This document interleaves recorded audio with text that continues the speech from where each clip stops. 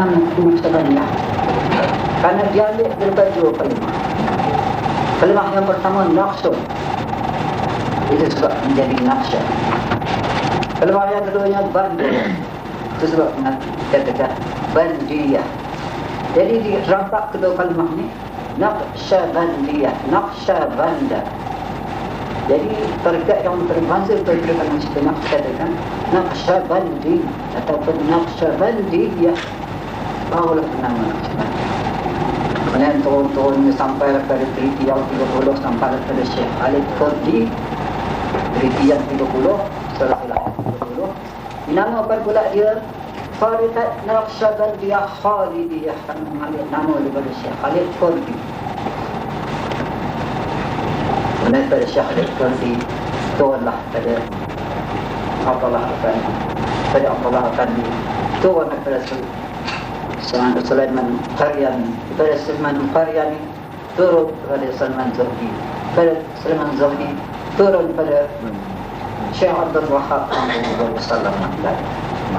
Pada Tuanku Bawa Salam Langkat Sumatera sampailah pada Tuan Guru saya Syekh Umar bin Haji Muhammad Jawi atau Bahad. Daripada itu turun pada beberapa hari pada Syekh Umar. Setengah hari tadinya saya bahawa yang hamba ya Allah yang baik yang menerima ajaran tarikat guru saya Syekh Umar. Inilah cerita. Jadi kalau tidak begitu telitinya bukan tarikat, bukan tarikat. Itu besok akan ditanya pada hari akhirat. Ya, setiap tahun disuruh pula imam. Yang mana ta'un kullu unasin bi imam. Yani hari yang akan disuruh dan manusia itu serta dengan imam. Jadi suruh aku dapat majalah aja tak pasal.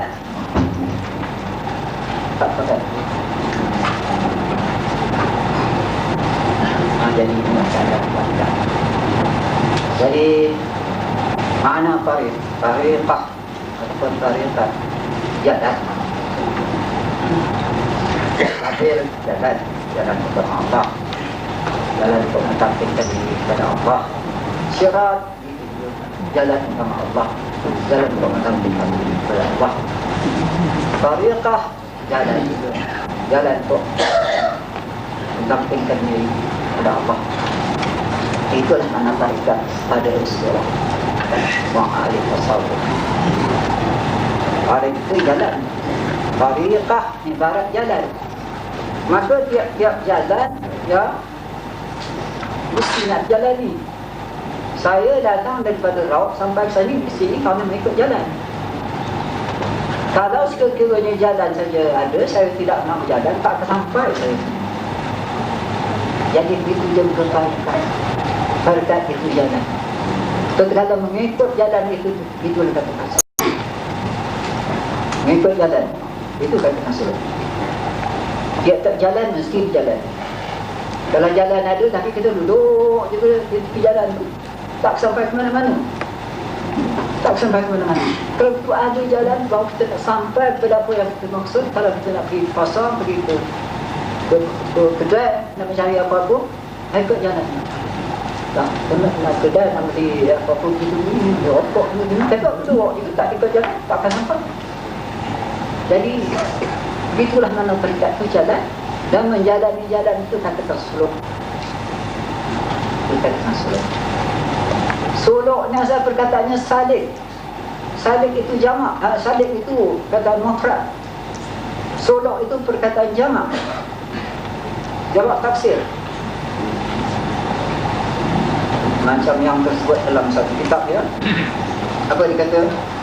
Kitab Sairus Salikin. Sair, Sara yasiru sairan. Sara telah berjalan dia. Yasiru lagi akan berjalan dia. Sairan, cara-cara berjalan. Sairus salikin. Salikin ini jamak muzakkar. Salikin, salikun ini jamak muzakkar. Jadi sairus salikin, cara-cara berjalan bagi orang yang menjalani jalan. Jalan apa? Ya, jalan tarekat. Tarekat untuk apa? Untuk mengantarkan diri kepada Allah Subhanahu Wa Taala. Begitu juga hidayatus salikin, hidayah petunjuk. Salikin beberapa orang yang menjalani jalan. Hidayatus salikin petunjuk bagi orang yang beberapa orang yang menjalani jalan. Jadi dengan nama salik ini, ya, jamakkan dengan jamak taksir, nama kesuluk. Kata salik. Jadi dengan sebab itulah kita ulama tasawuf yang mengatakan hai salik. Ada pula kitab yang mengatakan hai talib. Jadi perbezaannya salik dengan talib. Talib hai orang yang menuntut ilmu. Ilmu apa? Ilmu secara zahir, ilmu hukum, untuk mengetahui halal dan haram, suruh dan tegak, sah dan batal. Itu dia katakan talib.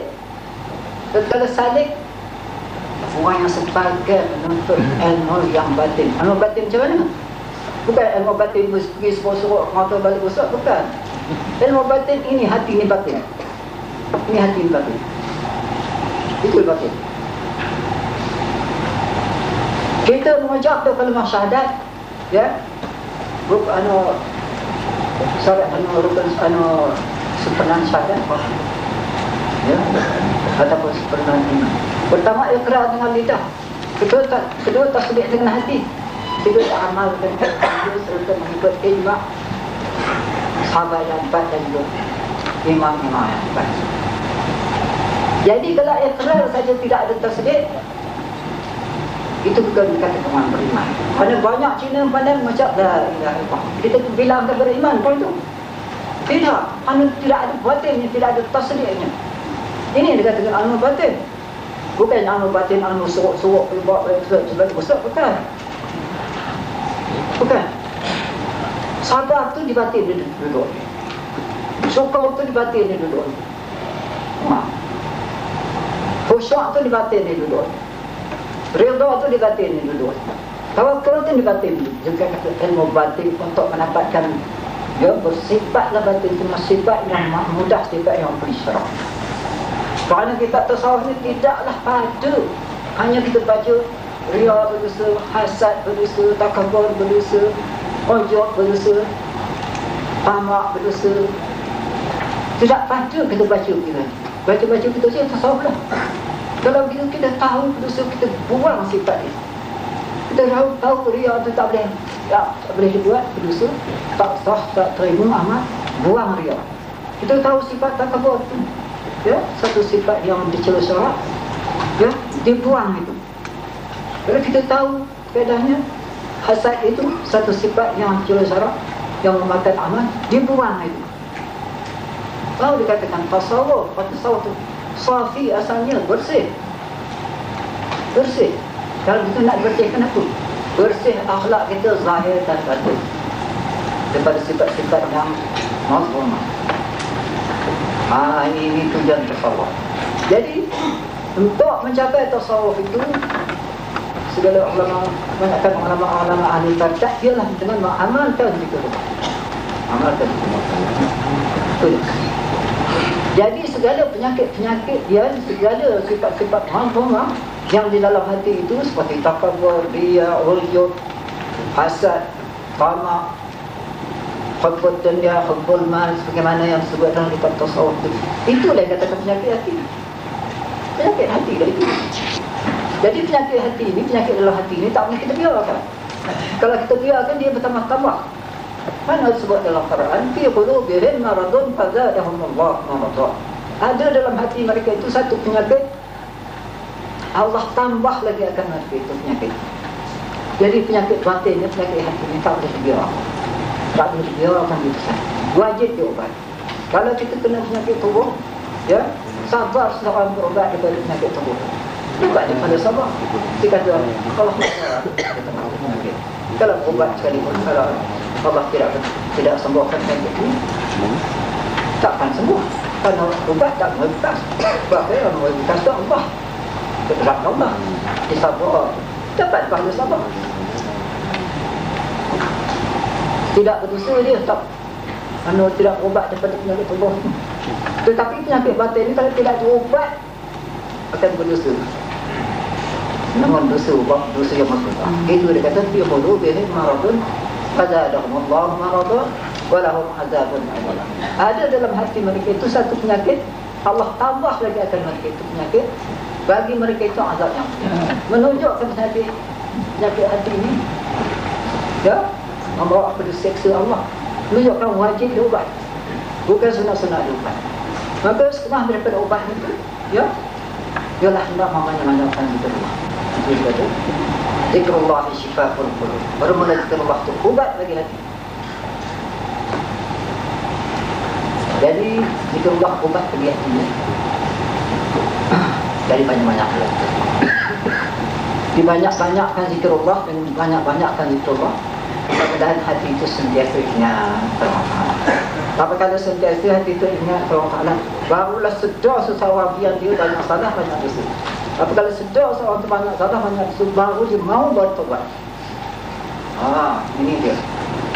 Apa dia kata, walladzina idza fa'alu fahishatan aw zalamu anfusahum zakarullah fastaghfiru li dhunubihim wa man yaghfiru dhunuba illa Allah wa lam yusirru 'ala ma fa'alu wa hum ya'lamun.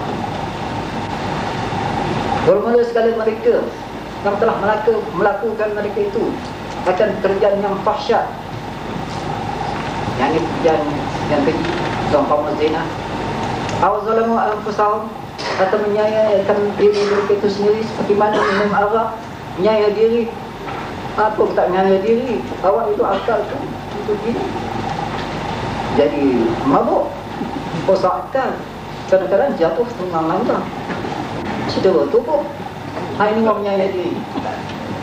Zakarullah, ingatlah mereka itu akan Allah Ta'ala. Fastaghfiru li dhunubihim, barulah sedar mereka itu dia tu dah ada bersalah. Maka kerana dia sedar dia ada bersalah, fastaghfiru li dhunubihim, maka minta ampun mereka itu kepada Allah Ta'ala bagi segala dosa. Walau ni musibah, apa dia kata, ramai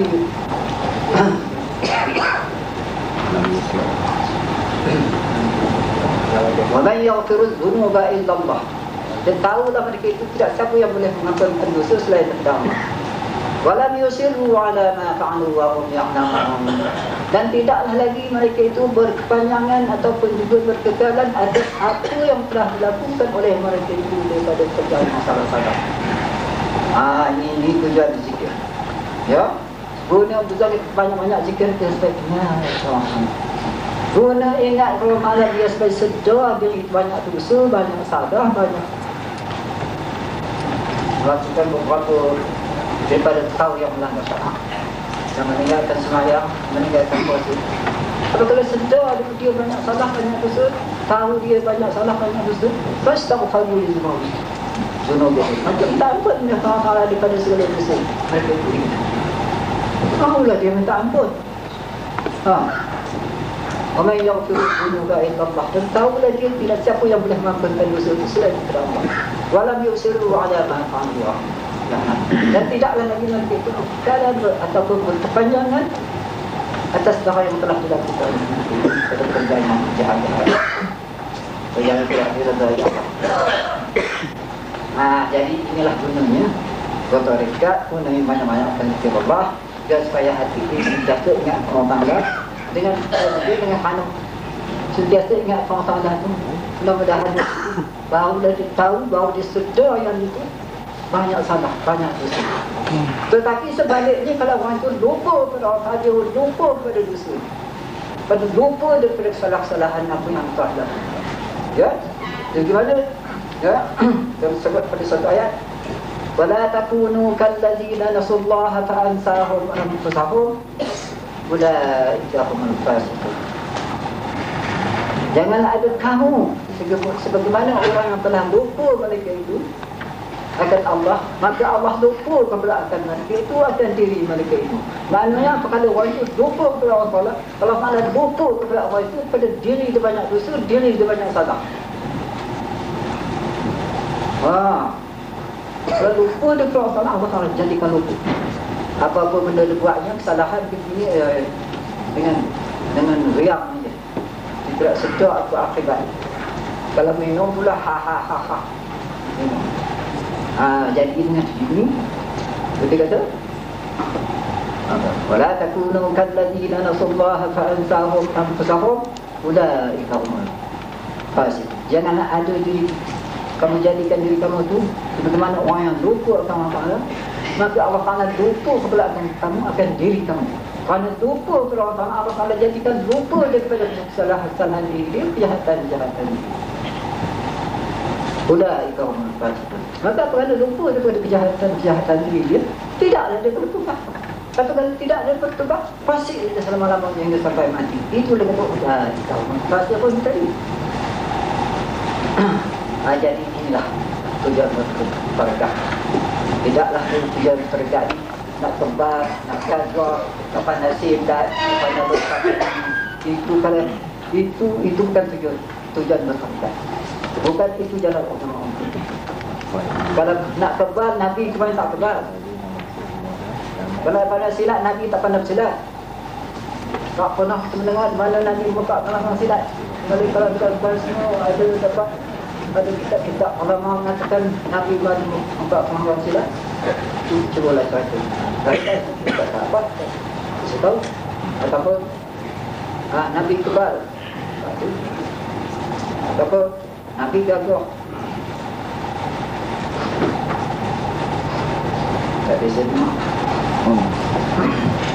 Jadi kalau begitu tujuan berperingkat dia untuk memperbaiki akhlak zahir dan batin. Itulah tujuan. Jadi makna berperingkat dengan sudut itu bagaimana caranya? Beramallah, berfikir dan sembahyang dan membaca Quran dengan beramai-ramai, dengan berjemaah-jemaah. Berfikir berjemaah-jemaah di dalam pimpinan gurunya. Sembahyang berjemaah-jemaah.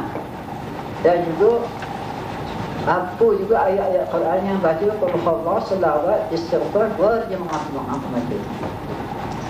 Sehingga makan pun berjemaah. Itulah amalan. Tidaklah amalan itu pula cara yang telah dituduh-tuduh ada beberapa orang yang anti mereka ada macam-macam lah. Orang yang anti mereka tempat saya wahai ini segala malam semua berbagai-bagai lah. Itu je. Dia kata berzikir dalam kelambu, tidak ada ajaran Islam. Berzikir di mana-mana tempat boleh berzikir. Alladzina yazkuruna Allah qiyaman wa qu'udan wa 'ala junubihim. Kalau mereka yang berzikir, mereka itu akan Allah Ta'ala sama ada berdiri dan duduk dan baring, dan mengikut sebagaimana tafsir Ibn Abbas yang terdapat dalam kitab Hidayatul Salikin, sama berzikirlah itu sama ada duduk, berdiri dan duduk dan baring, sama ada masa fakir, sama ada masa kaya, sama ada masa di negeri, sama ada masa musafir, sama ada masa di darat, sama ada masa di laut. Tidak ada teguh berzikir dalam Quran. Tidak ada teguh, tidak ada syarak menegah berzikir dalam Quran. Berzikir di mana-mana boleh berzikir. Tinggal lagi orang berkelamu, ya, kata tidak ada tidak keluar dari ajaran Islam jika dalam Islam memeliharakan diri daripada mutlak tu, jadi tidak ditulis dalam Islam. Kalau itu masa tidur, masa apa nak peliharakan diri dengan ketik nyamuk, dengan ketik nyamuk, dia lelap tidur, masa berzikir tak boleh pulang. Di mana ni Quran mana yang lebih ni? Hadis Nabi mana yang lebih ni? Kalau tidak ada ajaran Islam, takkan wajib kita melahirkan diri kita daripada mudarat. Tak kena sebut dalam Quran, wala tulqu bi aydikum Bila tahlukah dengan kamu campakkan diri kamu dengan usaha kamu pada kebenaran. Ketik jamak macam lah sebenarnya jadi demam lagi ya. Nanti tiup angin yang kurang sihat jadi demam. Kita apa salah sikit kan? Ada salah. Itu memang biasanya boleh berzikir dalam lagu itu supaya jangan zikir. Hidup angin yang sangat sejuk. Apa kalau zikir kita terus zikir? Kalau kita tak ada lagu, zikir nama. Allah. Hati masyarakat. Zikir nama. Tak ada kalau tahu khusyuk. Tak ada kalau tahu khusyuk. Kalau zikir nama orang itu jadi penyakit pula. Itu juga. InsyaAllah Allah. Nanti buat yang sangat sejuk. Tak hilang khusyuk. Jadi gunakan dulu tempat berlazat-lazat dia supaya berlazat-lazat dengan mengingati Allah, berlazat-lazat dengan Allah, dengan khusyuk hati Allah. Itu guna kelamu. Jadi mana belum main kelamu, kan? Ini kelamu. Jadi kita nak berlazat-lazat tidur, nak kelamu dia. Kalau itu kita menghadapi hati kita sudah pada orang mana tak boleh pula melalu. Bukan jadi kata saya panjang-panjang.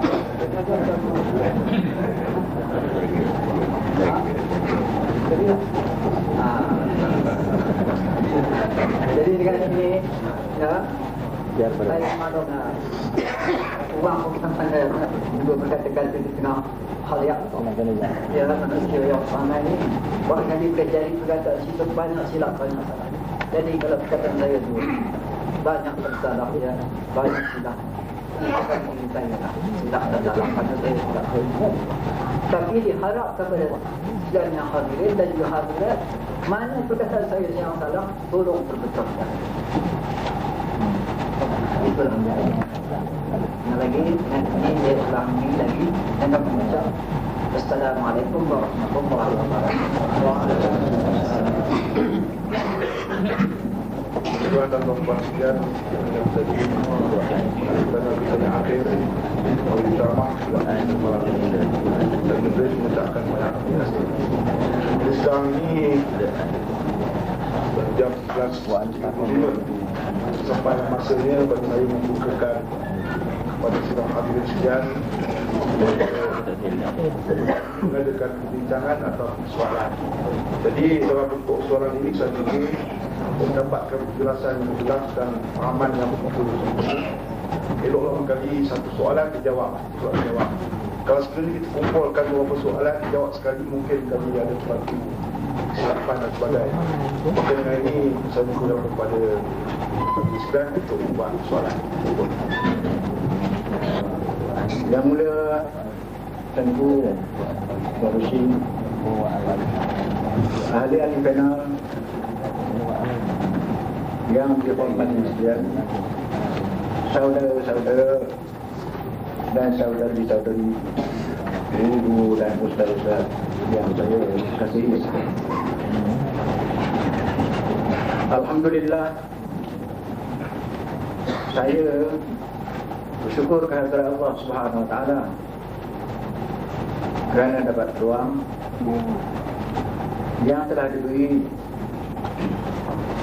kepada saya untuk menyampaikan satu dua perkara yang pernah saya jumpa dan pernah saya mencampuri, serta pernah pula saya mendengar di dalam perkara mengenai dengan hal tarekat-tarekat yang telah dibuat.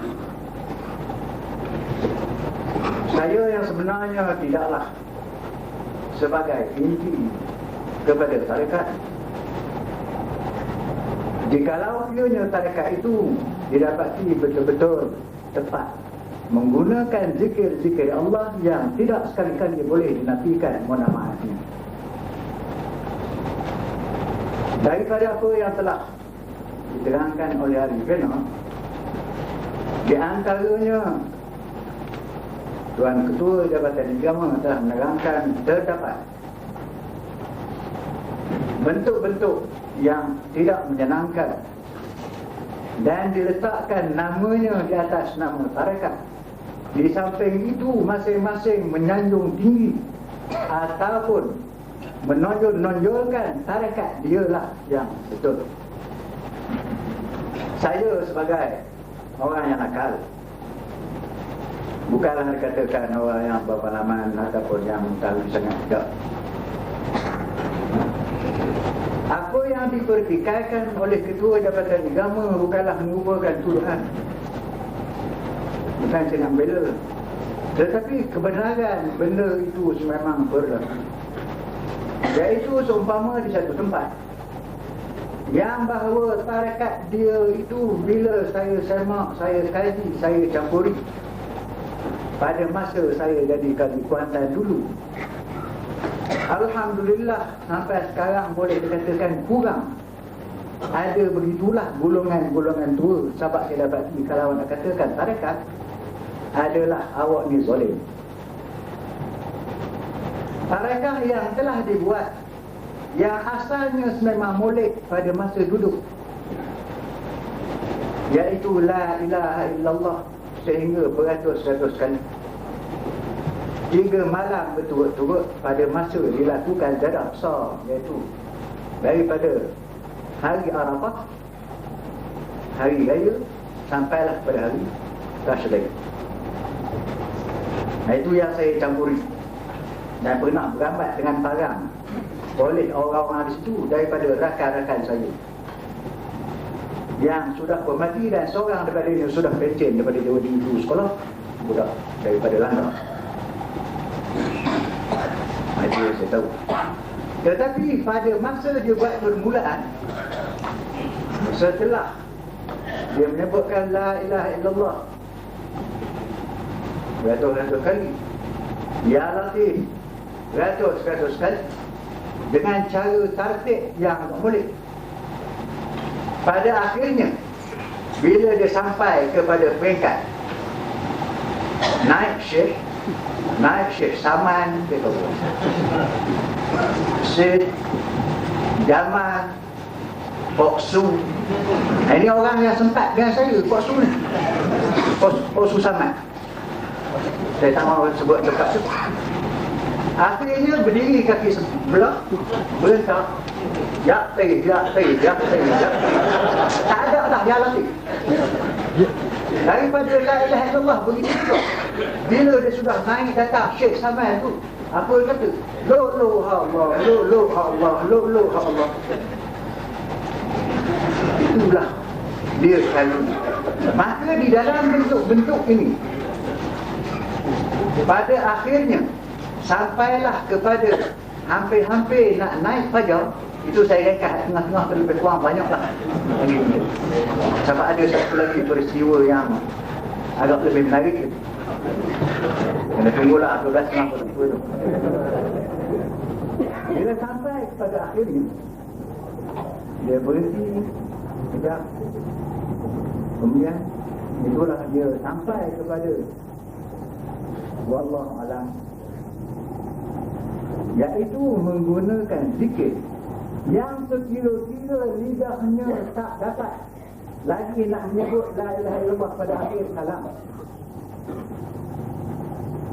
Nafas dah sudah sengkat, sakit sudah bertambah, sakratul maut dah nak sampai.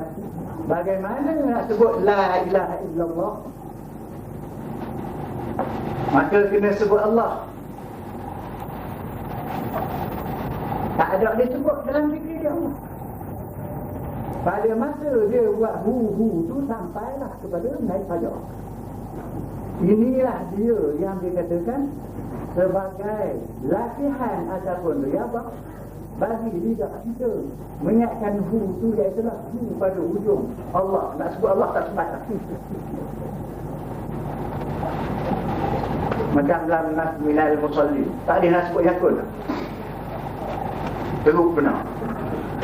Jadi itulah dia kata zikir yang sebenar-benar zikir dan ucap yang sebenar-benar ucap. Kemudian daripada itu, pagi itu pergilah ziarah. Satu rantai lagi nak sampai kepada tubuh sudah masing-masing menutup.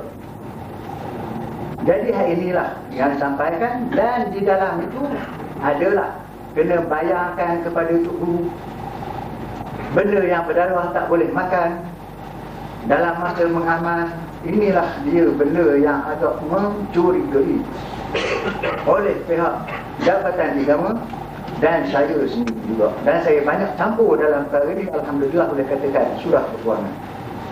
Yang asalnya kampung tu semua sekali berbotok. Kena cukup. Tak boleh pakai powder, tak boleh pakai gincu jauh sekali. Mandi pun tak bagi, dan gunting pun tak boleh, bersikat pun tak boleh. Hilang warna. Tak ada khusyuk, tak ada tawaduk. 4 bulan, 5 bulan pun tak patuh, tak boleh. Habis. Itu dia cara tarekat yang di begitulah juga suluk, jadi cara perjalanan daripada satu tingkat ke satu tingkat yang asalnya la ilaha illallah tu orang yang sihat, orang yang ada masa. Tetapi bagi orang yang tak sihat, orang yang sudah sakit, sudah maut, kedaya dia sangat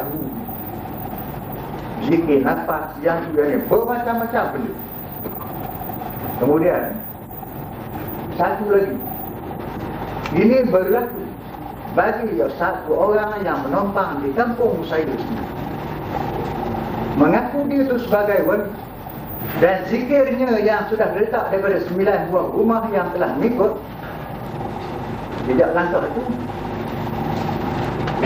la ilaha illallah Abdul Rahman wali Allah, itulah dia berbulan-bulan, 3-4 bulan duduk sama dengan berbini saya 4 orang. Pada akhirnya dia sudah sampai jadi wali.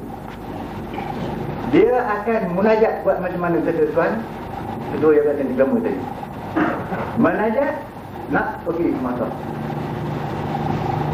pada malam Jumaat. Saya ingat dalam tahun 55. Dia pun mengisytiharkan, siapa dia tak masuk, air sejuk pun tak boleh minum. Sungai akan kering, melainkan orang dengan dia saja yang akan dapat air. Begitu juga garang-garang. Dalam khutbah Jumaat, saya buat satu masa kedua Jabatan Agama masih bawa ada sama. Dia ada orang juga bagi tahu, mengatakan sampai garam air sungai, benda begitu begini.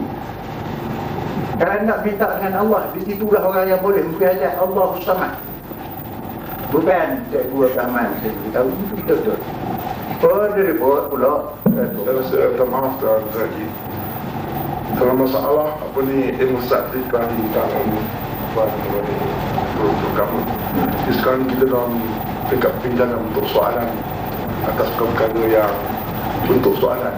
Jadi kalau sekiranya itu bentuk penerangan, mungkin mereka tak ada jawapan yang boleh diberikan oleh Al-Qaeda. Itu maksud saya.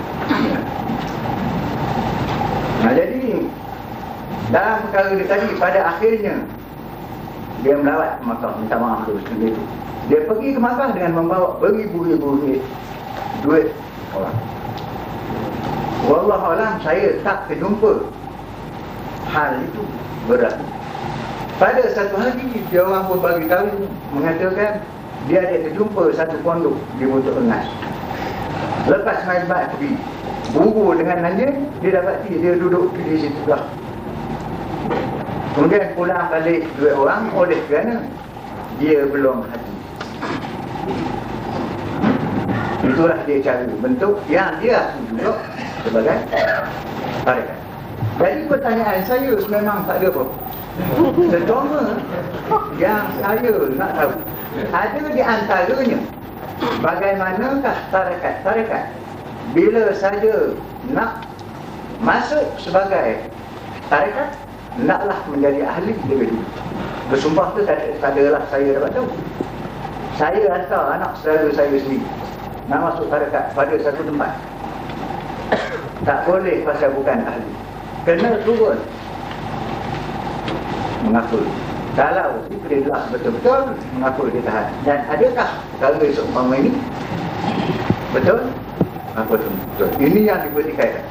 Nombor dua, ada juga di antaranya bila saya masuk tarekat, naklah membayangkan guru, naklah membayangkan itu ini ke semua sekaligus, dan ada pantangnya sehingga daging dan kuda berdarah pun tak boleh makan dalam masa nak makan akan tarekat. Itu benda yang saya curigai. Jadi dalam bentuk-bentuk tarekat yang ada bagaimana diterangkan oleh Tuan Guru ni tadi, memang tidak ada mempunyai pelerengan, dan kita memang tidak ada mempunyai kecurigaan dalam bab ini. Sebab pada kita Nabi itu tanpa mukminin itu memang kita tak khawatir. Jadi dengan itu, pada pihak saya sendiri, iaitu saya percayalah bahawa tarekat itu ada merupakan bentuk sengaja dibuat, sengaja diselewengkan. Ada juga, dan tak kurang perkara itu daripada perkara yang betul-betul mengikut landasan di atas tarekat dia sebenar. Tinggalnya pentafsiran, nak katakan tarekat yang ada dalam Quran itu, itulah dikata tarekat. Itu pada saya bukan nama saya diambil yang itu. Dalam tarekat untuk nak membaiki, untuk nak menyampaikan itu kepada darjah, walaupun makam tanah sekalipun, banyak tarekat, banyak jalan yang kita boleh sampai, dan antaranya membaca Al-Quran dan ini. Sekian, terima kasih. Nanti kita selesaikan soalan. Jadi soalan pertama tadi, yang lain tu mukadimah cerita saja. Jadi bentuk soalannya ada 3 perkara saya kira. Yang pertama masalah ahli saja, orang tak ahli tak boleh campur. Yang kedua ni masalah wadahu ataupun dia kenal dengan rabitah. Dan yang ketiga masalah makan daging dalam waktu beramal. Jadi saya kira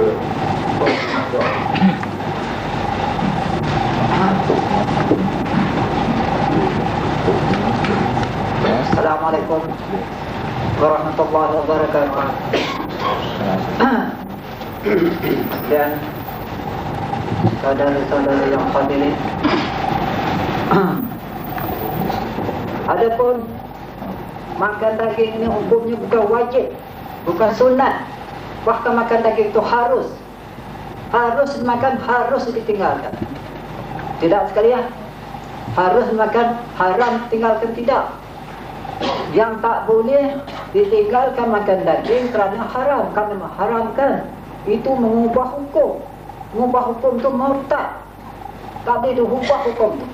Yang halal tetap halal, yang haram tetap haram, yang wajib tetap wajib, yang sunat tetap sunat. Maksud kenaan memakan daging ini cuma harus, tidak sekali wajib, sunat pun tidak, bahkan harus dimakan, harus ditinggalkan. Tinggal lagi sebabnya orang beramal dengan tarekat meninggalkan makan daging kerana memakan daging itu membawa kepada keras hati, membawa kepada panas badan. Jadi yang aulanya, bukan yang wajibnya ataupun yang rukunnya, bukan. Yang aulanya tinggalkan makan daging dan makan bangsa yang bernyawa. Mana kata Sayyidina Ali, man dama lahman 40 yawman fasa qalbuhu. Barang siapa mengekalkan makan daging selama 40 hari, keras hatinya. Jadi kita beramal itu nak membuat dengan hati, basically hati itu ingat kalau mana, hati terbentuk, mau ingat kalau mana. Jadi bentuk hati itu bersifat sabar, bersifat syukur, bersifat redha. Memang hati keras tak boleh dibentuk. Dan keduanya lagi kata Sayyidina Ali, man taraka lahman 40 yawman sa'a halquhu. Barang siapa meninggalkan makan daging selama 40 hari, keras hatinya. Jadi dengan memakai kata Sayyidina Ali ini, ditinggalkan dulu makan daging, bukan diharamkan. Yang haram itu mengharamkan bahwa halal itu murtad. Jadi orang ahli tarekat daripada guru saya, Ibu Sabar saya tidak pernah mengharam sembahyang. Kalau kata mengharam sembahyang halal itu murtad. Syarat itu saja saya minta. Ya. Menjadi syarat. Itu syarat saja. Itu saja. Tidaklah dikatakan tentang wajib dengan makan daging. Tidak, yang tahu dah mana yang utamanya.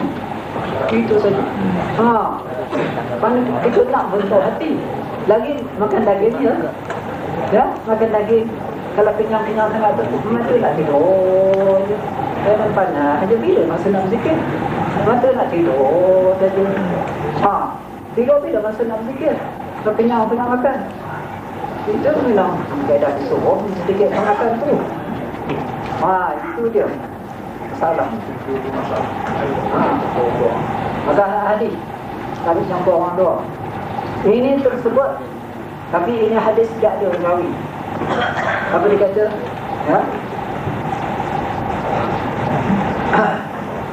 Al-hikmatu hiya 'asharatu ajza'in. 9 minha fil 'uzlah. Wahidun fi swanti. Bermula hikmah itu ada 10 bahagian. 9 bahagian di dalam berasingan dan 1 bahagian di dalam diam. Jadi dengan sebab itu berasing itu daripada orang yang bukan berzikir supaya dapat itu 9 bahagian. Dan dapat pula kita diam kalau kita berzikir dengan pengawasan tadi. Ajak tutup kita dia. Jadi tidak dapat 1 bahagian. Jadi telinga kita mendengar orang bersih-bersih itu sudah hati bisa dibagi. Jadi ini sebab berasingan. Itu dia. Bukanlah berasingan kepada ada ilmu diberikan. Bukan itu. Dan walillahil asma'ul husna. Walillahil asma'ul husna. Fad'uhu biha. Wa dharul ladzina yulhiduna fi asma'ihi.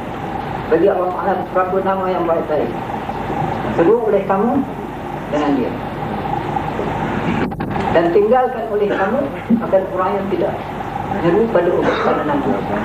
Ini kata Quran. Sebab di sebelah mana? Itu kata Quran. Itu sebab berasingan.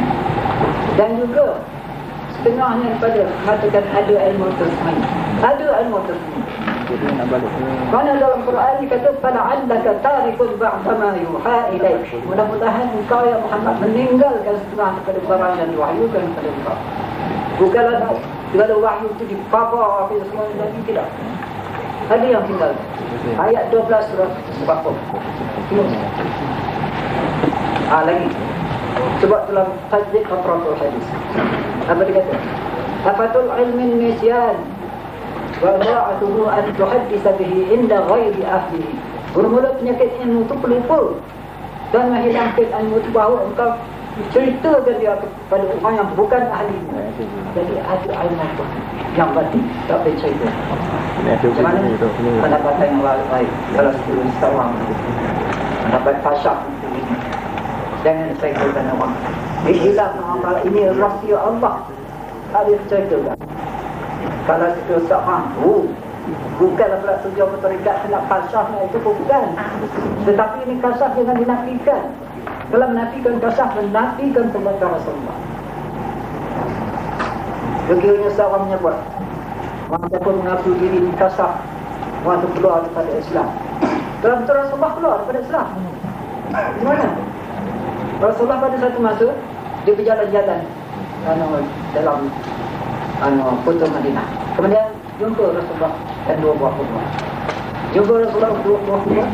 Jadi berkata Rasulullah, ya, kurma yang satu ni diseksa di kerana dia dalam masa hidupnya mengobat sana, mengobat sini, mengadu-adu.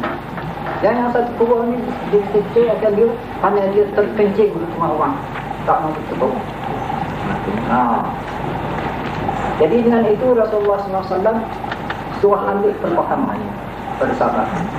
Jadi sahabat ambil perpahaman. Ambil perpahaman, kemudian patah perpahaman, dia belah 2 perpahaman. Dicacak pada satu kurma yang benar. Yang sebelah dicacak pada satu kurma. Kemudian bertanya sahabat, apa perbuatan ini ya Rasulullah? Dia kata, mudah-mudahan ringan kemasalah dan siksa ahli 2 buah kubur ini selagi kan perpahaman masing-masing. Jadi rupanya tahulah Rasulullah ahli kubur kena seksa. Jadi dengan ini bab kasyaf jangan dinafikan. Kalau dinafikan kasyaf, dinafikan hadis Rasulullah. Tengoklah tak saya baru. Terima kasih. Itulah sebab dia kata ittaqu firasatal mu'minin fa innahu yanzuru bi nurillah. Takuti oleh kamu akan firasat mukmin kerana bahawa mereka itu menilik dengan nur Allah. Maknanya menilik dengan ihtiqam. Akan yang Allah. Jadi ini kasar. Jangan nak. Tetapi kerja Rasulullah kepada ini bukan tujuan kasar. Nak menengok surga, nak menengok neraka, nak menengok aras, nak menengok Allah, makbul. Bukan itu tujuannya. Tujuannya asah nak menengok sifat-sifat yang kotor dalam hati sendiri.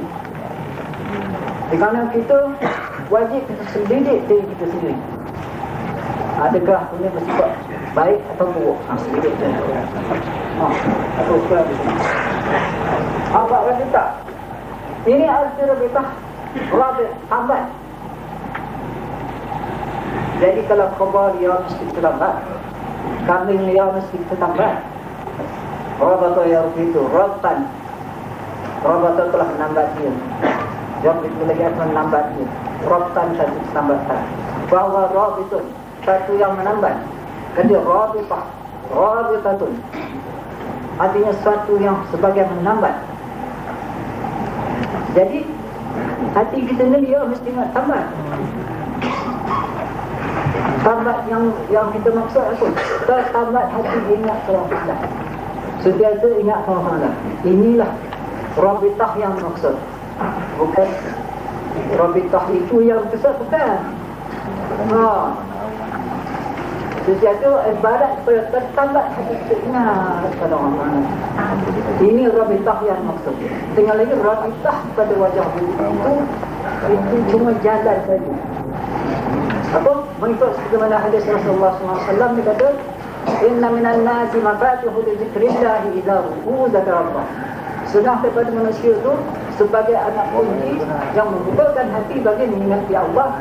Apabila dipandang orang akan manusia itu, dia ingat orang yang menang itu akan Allah. Jadi ada setengah manusia itu apabila dibunuh, setengah manusia itu ingat untuk Allah. Jadi rupa semua belah pandang. Ini dia. Islam ni katanya, ala unabbiukum bi khiyarikum alladhina idza ru'u zakarallah. Tahu olehmu gitu. Aku khabarkan kepada kamu daripada orang yang sebaik-baik daripada kamu. Siapa dia?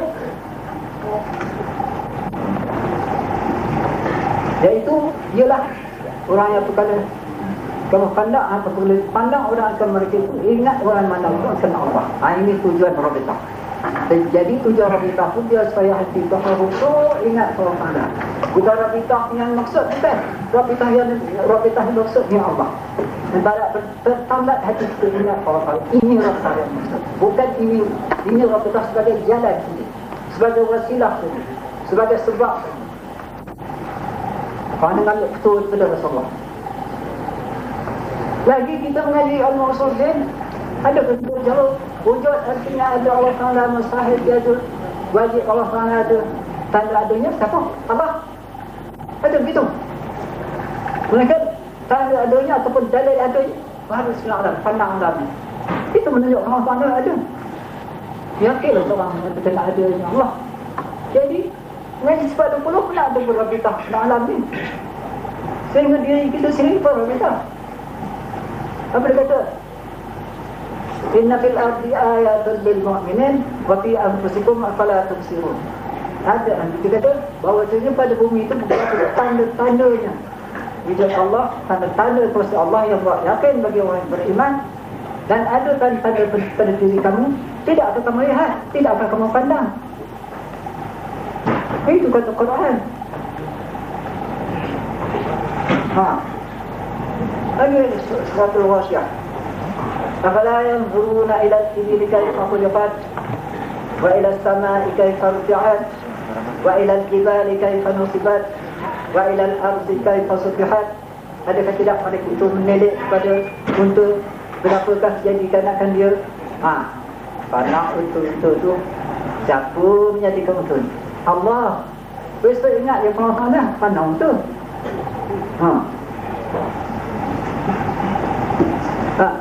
Begitu juga Wa'ila sama ikai faruqan, adakah tidak menaikkan menelek pada langit? Betapakah ditinggikan dia dengan tidak ada tiang? Apa menahan langit itu pada jatuh ke bawah? Supaya ingat pada ada yang menjadikan dia. Siapa dia? Allah. Supaya ingat pada Allah lah berabitah pada langit. Wa'ilal jibali kaifa nusibat. Begitu juga adakah tidak mengambil menilai kepada beberapa bukit-bukit? Siapa yang menambut bukit itu? Yang mendirikan bukit itu gunung-gunung, supaya ingat pada ada yang menjadikan dia. Siapa dia? Allah. Supaya ingat pada Allah. Berabitah pula pada gunung, pada bukit. Wa ilal ardi kaifa sutihat. Begitu juga adakah tidak mereka itu menilai kepada bumi? Siapa mahampa terhampa ni? Apa mahampa? Supaya ingat pada Allah. Ada yang jadi dia. Siapa dia? Allah. Nak berabitah pada bumi. Jadi dengan itu kita mengaji ilmu usul din pun nak berabitah. Sebab bila kita mengaji ilmu usul din, wujud artinya ada Allah Ta'ala, mustahil tiada, wajib Allah Ta'ala ada. Siapa?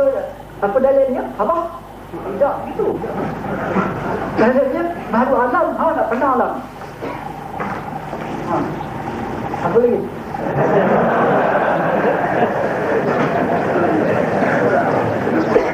Pada soalan lain, Pak Dr. ni nak cakap yang nak tadi juga awal.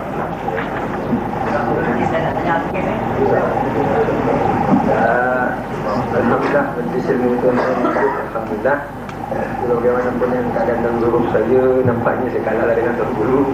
Dan saya minta dirilah mengizinkan saya guru dulu.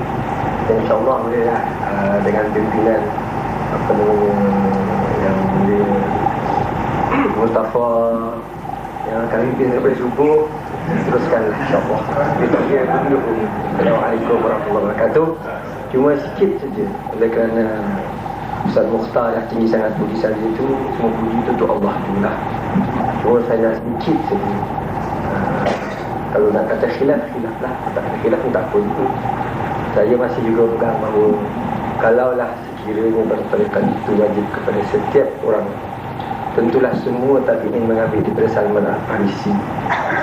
Tetapi bagi saya, tathhirul qulub, menghilangkan segala sifat mazmumah adalah wajib. Dan tarikat itu salah satu cara kita ni membersihkan itu. Dan kita carilah guru-guru yang boleh membimbing kita. Yang demikian, semoga sebenarnya ada ittifaq itu wajib. Semua wajib, tak wajib. Tapi memang benar ada dalam kitab Hidayah sedikit disebut, saya baca Syiarus Sadiqin juga disebut bahawa katanya wajib bagi seorang itu untuk guru tariqah walaupun dia daripada ulama-ulama besar. Itu adalah pandangan bahtah daripada ulama-ulama sufi.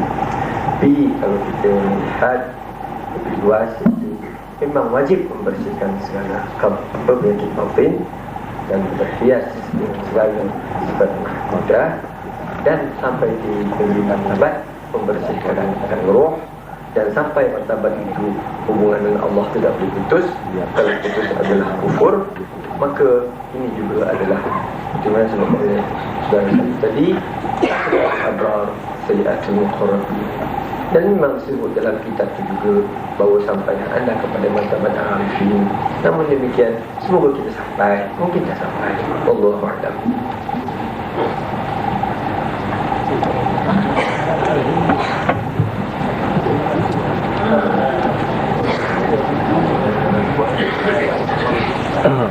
Bagaimana apa yang telah dikatakan oleh Al-Fadhil Ustaz Mukhtar.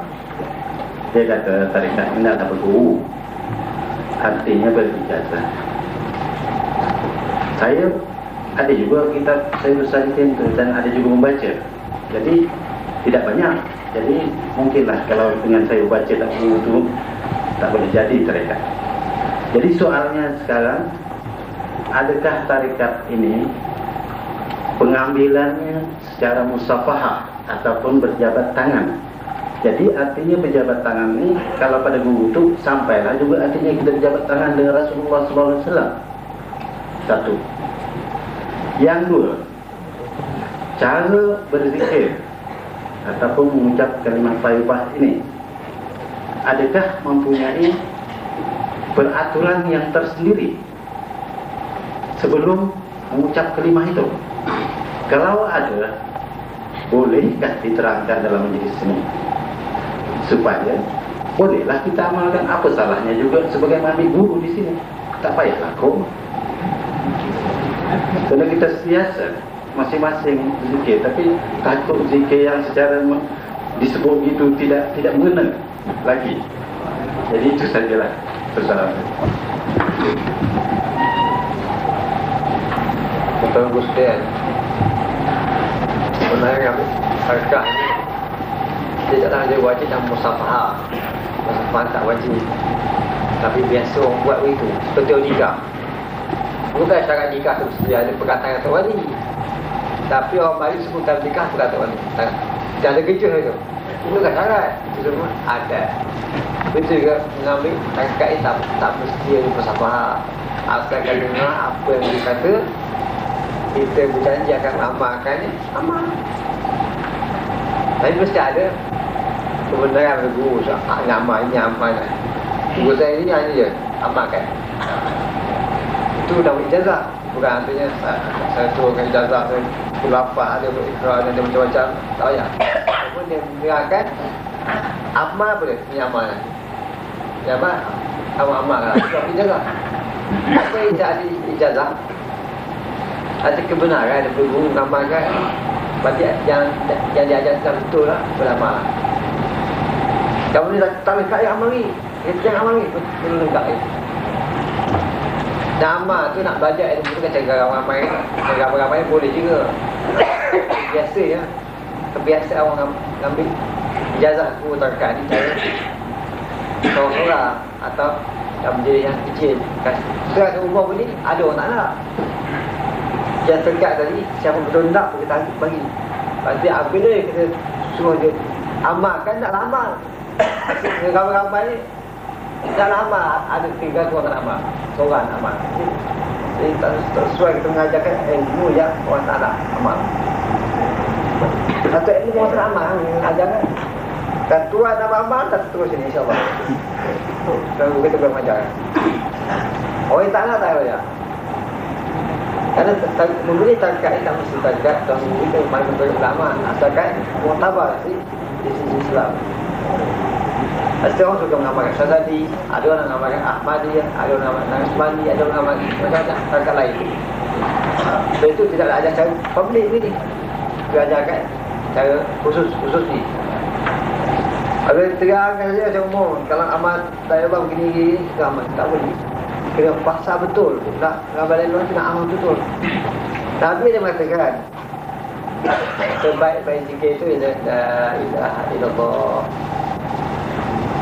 Bagaimana sebaik-baik zikir la ilaha illallah? Baik zikir. Orang dia buat la ilaha macam-macam agak. Bukan sesuatu.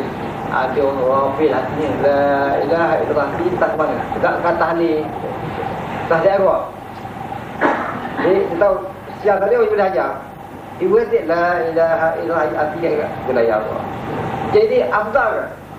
Ini sikit afdal. Jadi tak masuk buku je abal.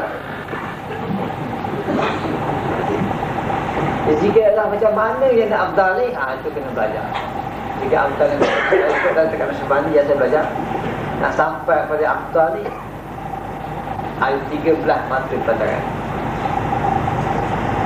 Ada 13 mata pelajaran nak sampai pada la ilaha yang afdal tu. Ketumpuk 13 pun dapat la ilaha ni. Kalau start nak ambil la ilaha itu kena belajar 13 dulu. Kalau kita dapat 13 tak apa la ilaha ni. Dan saya dah bandingkan la ilaha masa saya belum ambil dekat ni dan selepas dan beza lah. Macam mana la ilaha yang beza? Itu dah la ilaha illallah satu kemalam lah. Satu kemalam kantor. Sudah lidah sebut la ilaha tapi hati ke mana? Yang sehati ke mana ni nak besar nak jadikan la ilaha tu penuh. Hati kita khusyuk kepada Allah. Dapat khusyuk yang paling berat ni. 13 mata hati. Ada nama riyadhahnya, ada riyadhah untuk capai kerja dan afdal apa zikir. Itu yang saya jelaskan karena nak jelas lagi kalau tak jelas tu saya uraikan boleh tanya sebelum tanya sekarang pula. Assalamualaikum.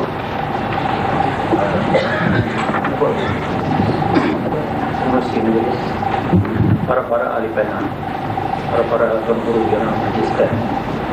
Saya ada kemiskinan sikit dengan tarekah. Saya yakin semua tarekah yang disebutkan oleh Ustaz Mukhtar dan juga tuan guru semuanya bagus belaka dan terus kutuk kepada Rasulullah SAW.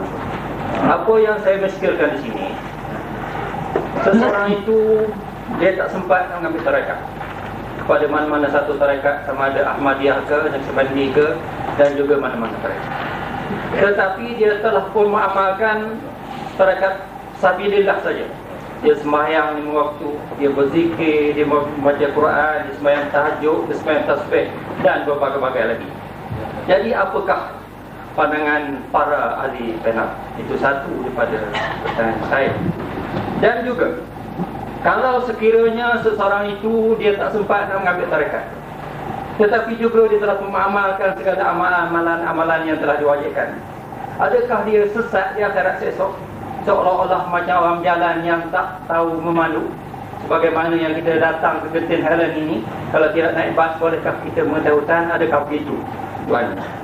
Dan lagi satu pertanyaan, ada satu tarekat saya ada baca sedikit dalam buku cara dia waktu mengambil tarekat ini.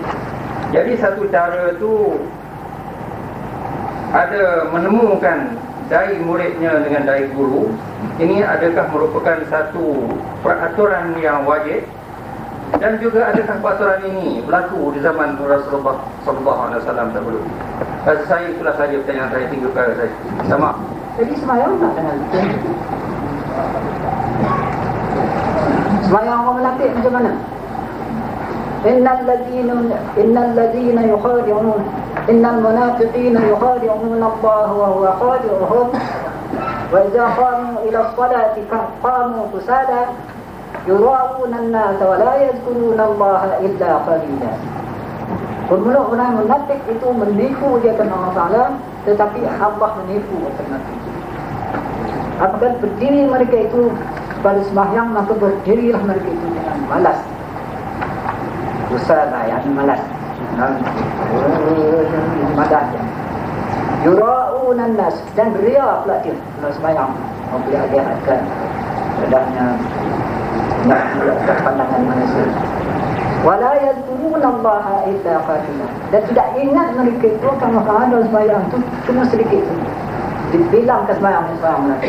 Kalau begitu, pokok pun sembahyang ni bukan khusyuk. Kata ingat kalau sembahyang munafik tu. Jadi inilah munafik. Dia bukan maknanya orang yang tak mengambil tarekat tu tak sah Islam dia. Tidak. Tapi sembahyang tu daripada elok nak elok ke lagi, daripada elok nak elok ke lagi. Sembahyang orang mukmin macam mana? Qad aflahal mu'minuna alladhina hum fi salatihim khashi'un. Telah mendapat kemenangan lah orang yang mukmin, yang adalah mereka itu dalam sembahyang mereka itu khusyuk hati mereka itu. Itu sembahyang mukmin. Jadi rupanya ada sembahyang munafik, ada sembahyang mukmin. Ini dia beza. Hati orang yang munafik macam mana? Nasallahu akan nasihum innal munafiqina hum al-fasiqun. Lupa jaga orang Allah Ta'ala, lupa belakang mereka. Kalau mereka itulah orang yang munafik lagi fasik. Hati orang yang mukmin macam mana? Alladzina amanu wa tatma'innu qulubuhum bi dzikrillah.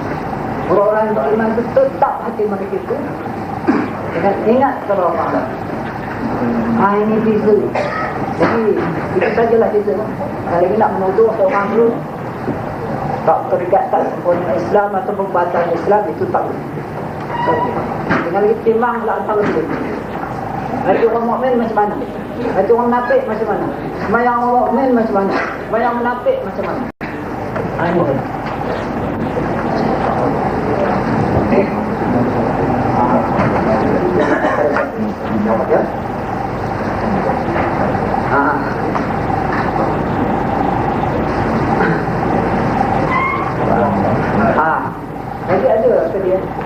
juga Ustaz Muhtar telah menyebut afdal zikir la ilaha illallah. Afdal zikir itu la ilaha illallah. Ini afdal tujuannya ke mana? Mana afdal ni? Bersafahan dulu. Ini tujuan afdal. Bersafahan dulu. Besar ni balasan ni. Itu mana afdal. Maka orang berzikir dengan zikir tarikat dan sebagainya bukan gaduh nak pada, bukan tu nak memperbaiki akhlak. Memperbaiki akhlak ni wajib memperbaiki akhlak wajib pada tarikat. Wajib kita berzikir. Mengikut kaedah ulama, ma la yatimul wajibu illa bihi fahuwa wajib. Ini kaedah ulama usul fiqh. Yang ini pada kira satu barang yang tidak ada perlu beroleh sesuatu yang wajib itu, melainkan dengan dia, yang ini dengan barang itu, maka barang itu jadi wajib pula. Itu ya. Jadi dengan itu, kalau jalan kaedah ini, hukumnya terikat itu wajib, bukan sunat-sunat. Wajib. Janganlah fikir terikat itu zikir Allah ke sunat. Itu kalau niat itu, kalau nak beramal sunat lah jadinya. Tapi kalau niatkan zikir Allah itu, ya, nak memperbaiki akhlak kita ni, ya, apa-apa pun wajib kita berzikir, wajib bertarikat, bukan sunat-sunat. Mengikut kaedah ulama usul fiqh, ma la yatimul wajibu illa bihi fahuwa wajib. Pada sekiranya satu barang tidak teroleh sempurna sesuatu yang wajib sebenarnya dengan dia, maka barang menjadi wajib. Mungkinlah seumpamanya kalau kita tak ada uduk, kita dengan uduk sunat air, jadi tak dapat kita nak capai jauh bawah. Kalau itu baru dapat dengan timbul, wajib kita boleh timbul. Oh, tak ada pula, ada tak timbul, mesti nak dengan tali baru dapat apa, wajib kita boleh tali. Kalau nak menyempurnakan uduk kita wajib, kalau kita punya sembahyang wajib kita bawa uduk. Ini tak ada nama. Dengar lagi. Berkenaan dengan zikir dalam tarikat Naqsyabandiyah. Zikir tarikat Naqsyabandiyah ini zikir Allah. Zikirnya bukannya zikir lidah, zikir hati. Kerana hadis yang diriwayatkan oleh Tabrani dan juga Al-Baihaqi, apa dia kata? Sabda Rasulullah SAW kepada Sayyidina Ali, Ya Ali, أغمض عينيك وألصق شفتيك وأعمل لسانك وقل الله الله الله. Hadis riwayat Tabrani dan Al-Baihaqi. Namanya hai Ali, pejamkan kedua mata engkau, kantupkan kedua bibir engkau, hamparkan lidah engkau, kata olehmu Allah Allah Allah. Jadi kalau mata dah pejam, tak boleh belah. Bibir kantuk pula, lidah dah hampar. Mengapa sebab kata Allah Allah dan sebab kata dengan hati? Apa sebab kata dengan hati? Hati yang penyakit, hati itu suruh zikir. Bukan hati penyakit. Sebab dengan lidah, ubat lidah tidak. Hati penyakit, hati dia ubat. Kalau sakit di kepala, ubat di kepala. Sakit di kaki, ubat di kaki. Sakit di pinggang, ubat di pinggang. Kalau sakit hati, ubat di hati. Itu sebab suruh zikir hati, suruh hati itu ingat orang pandai. Suruh hati itu baik. Kita selalu mendengar dalam pada khutbah-khutbah yang diucapkan oleh khutbah pada setiap Jumaat. Lalu apa dia kata? Dalam tubuh anak Adam tu ada seketul tadi. Jika baik ia, baik dalam tubuh. Jika rosak ia, rosak dalam tubuh. Apa maknanya? Dan ini dalam tubuh anak Adam tu ada seketul tadi. Dan ini jantung. Dalam jantung tu ada habitat tadi. Kalau baik itu hati, baik kerana tubuh. Kalau jahat itu hati, jahat kerana tubuh. Kalau itu ubatnya, ya, zikrullah, zikrullah syifa. Jadi tarikat ini pada pendapat saya lah, bukan senang-senang, wajib, wajib.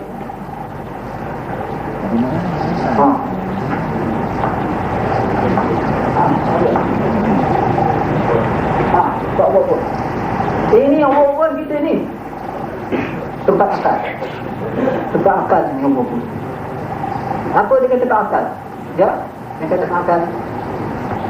Dimana yang sebut pada sebuah kitab ulama, apa dia kata?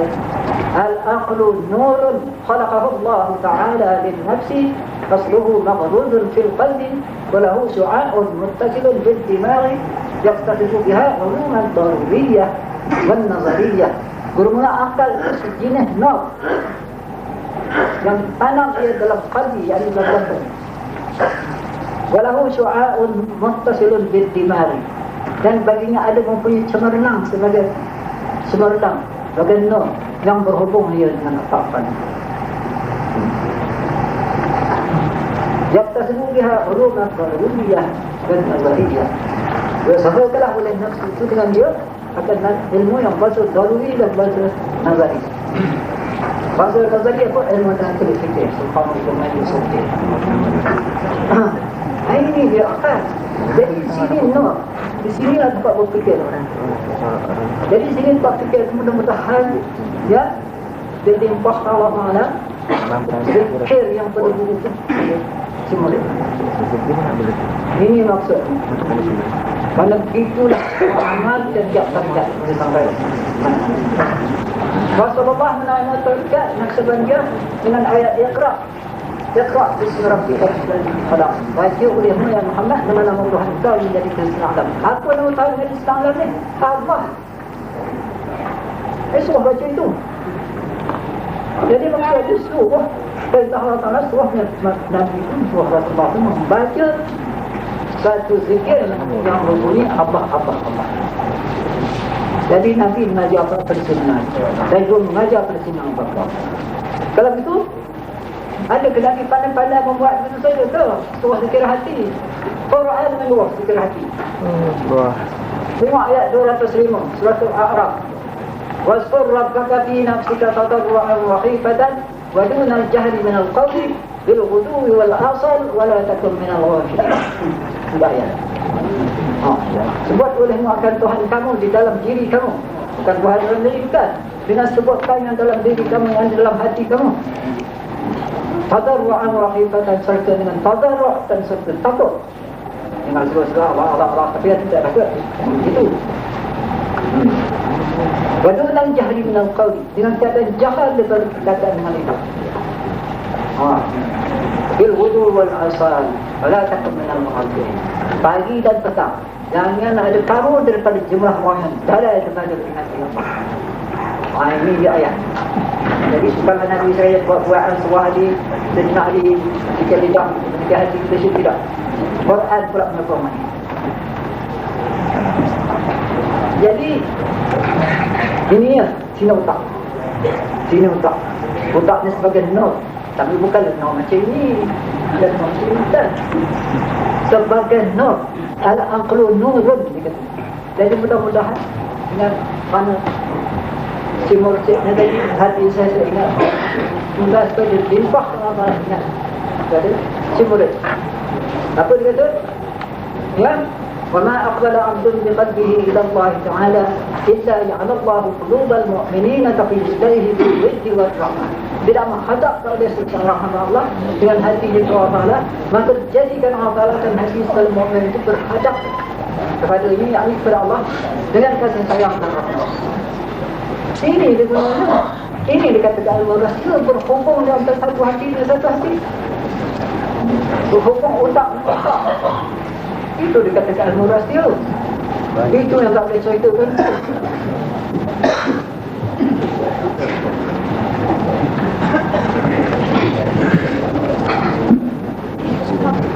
Tentang dalam membuatkan saya selalu bangun satu kota ni minta menamatkan dari sini sampai jam 12.30.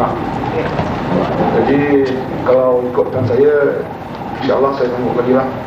Tapi kena ada nota gerak untuk majlis, maka saya terpaksa menamatkan sesi dekat yang kita adakan pada malam ini.